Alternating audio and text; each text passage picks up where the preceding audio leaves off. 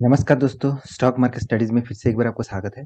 तो आज मैं बात करने वाला हूँ एक दिग्गज ऑटो सेक्टर के बारे में, जिसका नाम आपको मैं पहले ही बता दूँ, जिसका नाम है मारुति सुजुकी। तो मारुति सुजुकी का आज के दिन में क्वार्टर 2 का रिज़ल्ट आ चुके हैं और इसी के लिए कंपनी ने जब रिज़ल्ट पब्लिश हुआ, उसके बाद ज़बरदस्त एक परफॉर्मेंस दिखाया, ज़बरदस्त एक अपटर्न बाइंग दिखाया, ज़बरदस्त यहाँ पे बाइंग हुआ। तो उसी का डिटेल्स यहाँ पे दिखाऊँगा और किस तरीके से कंपनी ने परफॉर्मेंस किया है, उसके बारे में भी यहाँ पे बताऊँगा। तो वीडियो को पूरा देखना और अभी तक मेरे चैनल को सब्सक्राइब नहीं किया तो ज़रूर सब्सक्राइब कर लेना, क्योंकि आपको daily basis stock market information चाहिए और स्टॉक मार्केट में अपडेट चाहिए तो इस चैनल में ज़रूर बने रहिए।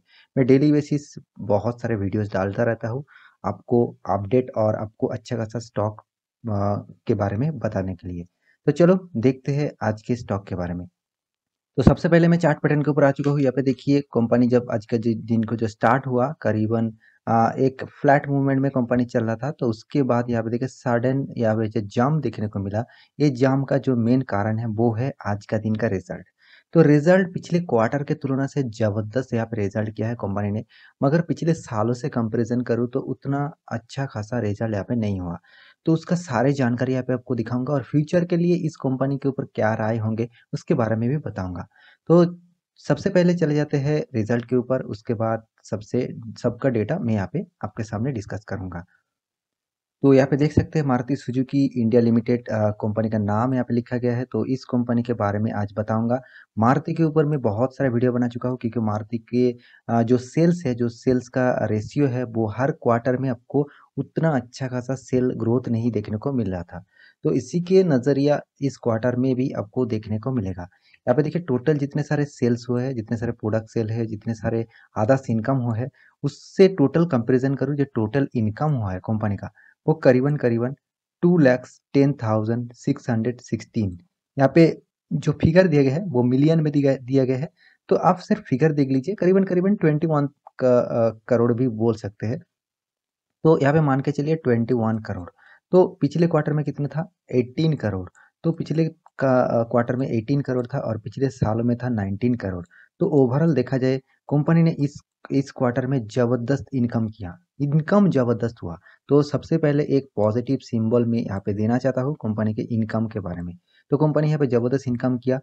तो उसके बाद इनकम के बाद आते हैं एक्सपेंस। जितने सारे कंपनी के एक्सपेंस है, जितने सारे प्रोडक्ट्स के, जितने सारे मैन्युफैक्चरिंग, फाइनेंस, एम्प्लॉयज़, बहुत सारे एक्सपेंस होते हैं। सब एक्सपेंस को एक साथ जोड़ के टोटल जो एक्सपेंस होते हैं वो यहाँ पे आपको दिखा रहा हूँ। यहाँ पे देख सकते हैं करीबन करीबन मान के चलिए 20 करोड़। मैं सिर्फ एक मोटा मोटी आपको फिगर दे रहा हूँ, ठीक है? तो 20 करोड़ इस क्वार्टर में, पिछले क्वार्टर में था 17 करोड़। मतलब यहाँ पे भी आपको एक्सपेंस थोड़ा सा ग्रोथ देखने को मिला। और पिछले जो साल था वहाँ पे 17,500, मतलब मान के चलिए ये जो दोनों क्वार्टर है, इस दोनों क्वार्टर में एक्सपेंस बराबर ही किए हैं। थोड़ा कम, थोड़ा कम और थोड़ा ज़्यादा यहाँ पे किया गया है। मगर इस साल क्वार्टर में अच्छा खासा एक्सपेंस हुआ। इनकम जितना अच्छा हुआ उस तरीके से एक्सपेंस भी अच्छा खासा हुआ है। उसके बाद आते हैं टैक्स के बारी। जितने सारे टैक्स है, टैक्स को कंपनी को पे करना होता है। तो कंपनी टोटल जो एक्सपेंस करते हैं टैक्स के ऊपर, तो यहाँ पे आप देख सकते हैं टैक्स भी जबरदस्त यहाँ पे कंपनी पे करते हैं। तो यहाँ पे टैक्स पे किया है करीबन करीबन 1200 मिलियन। मतलब मान के चलिए पिछले क्वार्टर से तुलना से यहाँ पे टैक्स भी ज़्यादा पे किया है और पिछले सालों तो और भी ज़्यादा टैक्स यहाँ पे किया था। तो ओवरऑल बात करूँ कंपनी का जो परफॉर्मेंस के बारे में, तो टैक्स भी उतना अच्छा खासा यहाँ पे देने को मिला। तो उसके बाद जो कंपनी का इनकम है उसके बारे में यहाँ पे आपको दिखाऊंगा, क्योंकि देखिए कंपनी का जो प्रॉफिट हुआ वो प्रॉफिट एक्चुअली हो गया उसका कंपनी का जो परफॉर्मेंस है उसके हिसाब से। कंपनी जिस तरीके से मतलब एक्सपेंस को कम किया पिछले क्वार्टर में, तो उसी के लिए पिछले सालों से कंपैरिजन करें तो इस क्वार्टर में अच्छा खासा प्रॉफिट कम हुआ। क्योंकि यहाँ पे टोटल जो प्रॉफिट आपको दिखाता हूँ, यहाँ पे देखिए टोटल कॉम्प्रिहेंसिव जो इनकम है कंपनी का, जो इनकम कंपनी ने किया है इस क्वार्टर में, करीबन करीबन देखा जाए 50 करोड़ का टोटल टर्नओवर कंपनी ने इस क्वार्टर में किया। टर्नओवर मत सोचिए, यहाँ पे टोटल इनकम मतलब आप हर कोई एक्सपेंस को माइनस करके जो इनकम है कंपनी करीबन देखा जाए 50 नहीं, सॉरी माफी चाहता हूँ, 500 करोड़ यहाँ पे टोटल इनकम किया है। तो पिछले क्वार्टर में था 575 करोड़ का। मतलब पिछले क्वार्टर में भी यहाँ पे प्रॉफिट ग्रोथ अच्छा था। और पिछले सालों में देखा जाए तो ज़बरदस्त यहाँ पे प्रॉफिट हुआ था, करीबन 400 करोड़ का टोटल प्रॉफिट हुआ था। तो पिछले सालों में ज़बरदस्त प्रॉफिट हुआ था और फिर भी इस क्वार्टर में जिस तरीके से परफॉर्मेंस कंपनी ने उसके हिसाब से यहाँ पे रिटर्न ऑफ इक्विटी अच्छा खासा मिला कंपनी को और साथ ही साथ कंपनी का परफॉर्मेंस भी अच्छा खासा हुआ। देखिए कोई भी क्वार्टर बेसिस आपको रिजल्ट अच्छा खासा देखने को मिल रहा है मतलब कंपनी का परफॉर्मेंस अच्छा खासा है।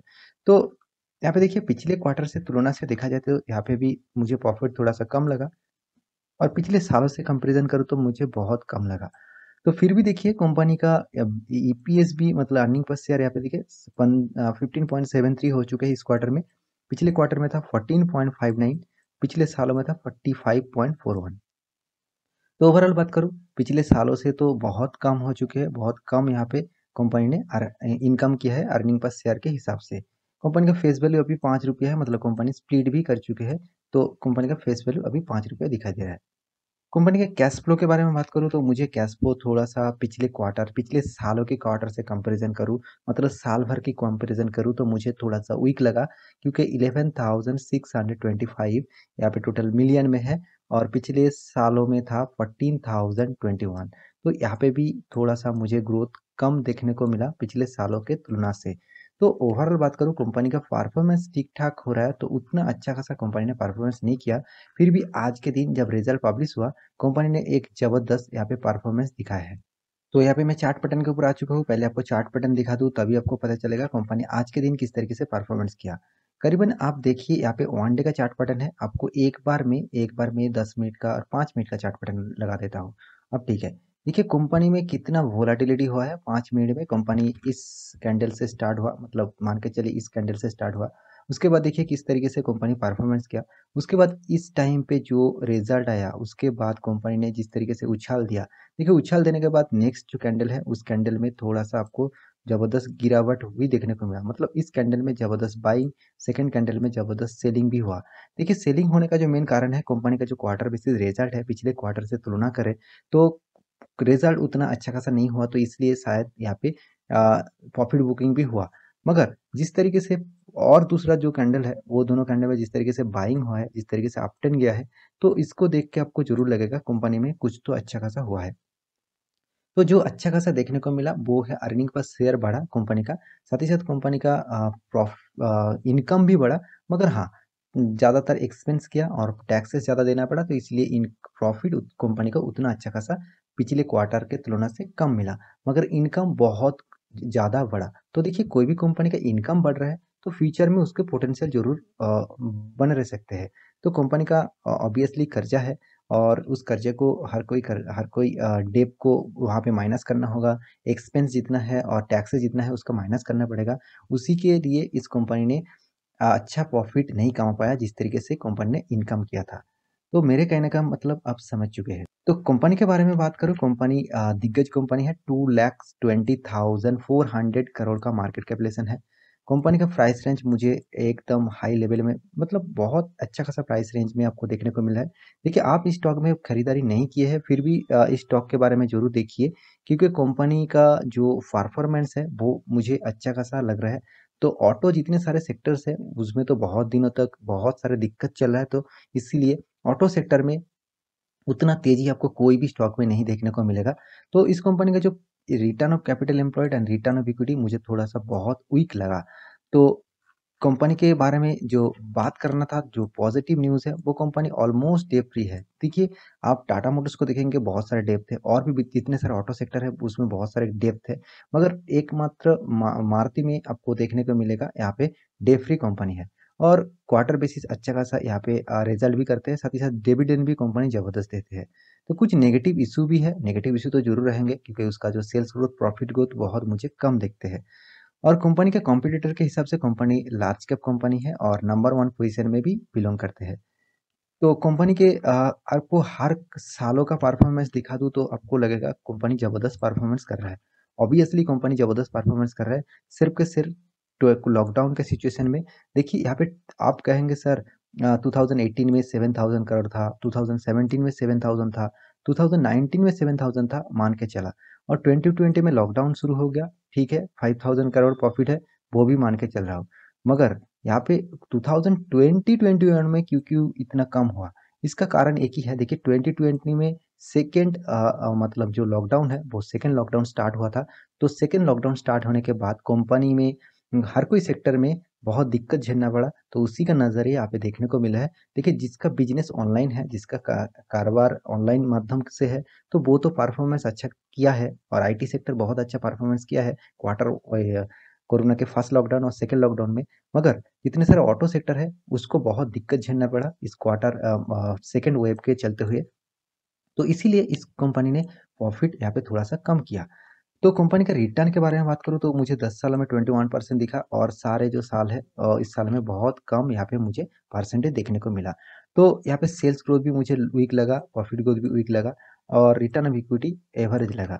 तो कंपनी के जितने सारे शेयर होल्डर है उसके बारे में बात करूँ, प्रोमोटर यहाँ पे जबरदस्त खरीदारी करके रखा है 56.37। प्रोमोटर के पास कितना था, 56.21 था, अभी थोड़ा सा ग्रोथ हुआ है। एफ आई के पास 22.52 और डी के पास 15.98 और पब्लिक के पास 5.13।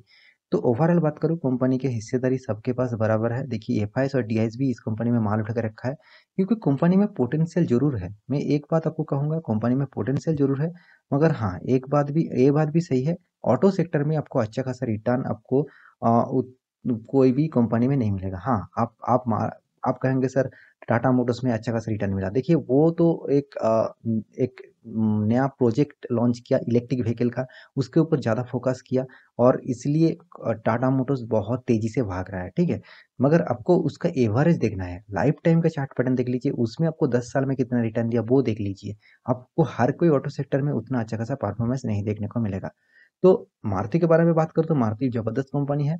इसके ऊपर आप निवेश करना चाहते हैं तो थोड़ा-सा निवेश करिए क्योंकि यहाँ पे रिटर्न आपको अच्छा खासा नहीं मिलेगा। तो आपको अच्छा खासा रिटर्न चाहिए तो आप दूसरा कोई कंपनी चूज़ कर सकते हैं। तो आशा करता हूँ सारी जानकारी आपको मिल चुका है। तो मेरे वीडियो को अच्छा लगा तो लाइक करना, दोस्तों के साथ शेयर भी करना। मिलते हैं अगले स्टॉक लेके, तब तक के लिए अच्छे से रहिए, अपना ख्याल रखिए। Bye bye.